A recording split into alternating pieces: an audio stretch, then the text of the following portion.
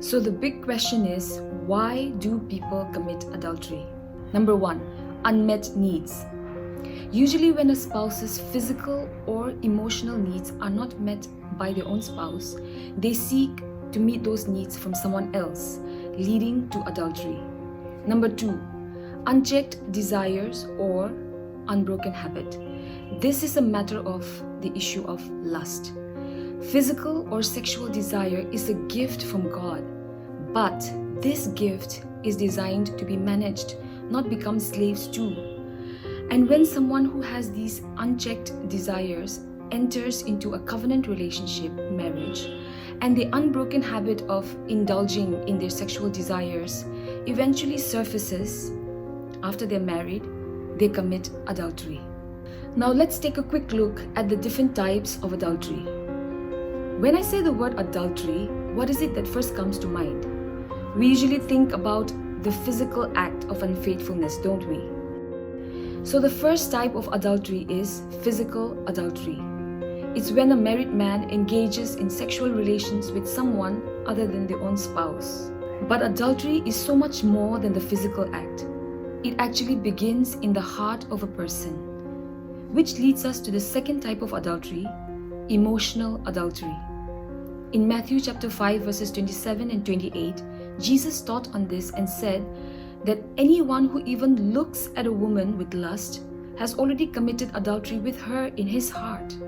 Emotional adultery can happen when someone confides in and engages mentally and emotionally with someone from the opposite sex who's not their spouse. It can even be when you're attracted to someone's personality or looks and you don't guard your heart. Many people may think that as long as they don't touch the other person, they're not being unfaithful.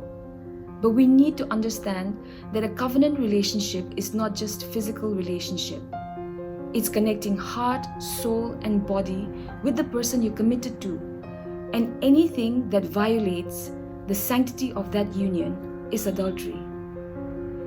Emotional adultery is very dangerous because it can lead to physical adultery if not stopped.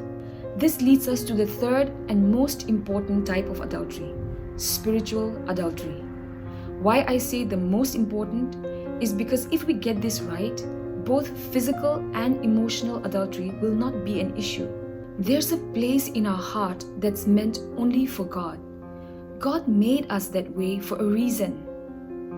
So when we don't put God first in our lives and set our affections on someone or something else, we're committing spiritual adultery. In the Bible, God talks about idolatry and friendship with the world as adulterous.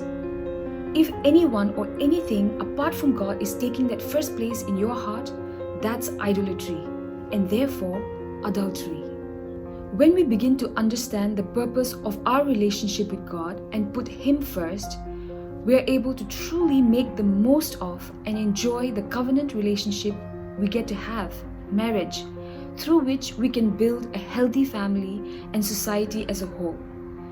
Let's continue on this journey next week, where we will look at 2 examples from the Bible on what not to do and what to do when faced with temptation. God bless you and see you next week.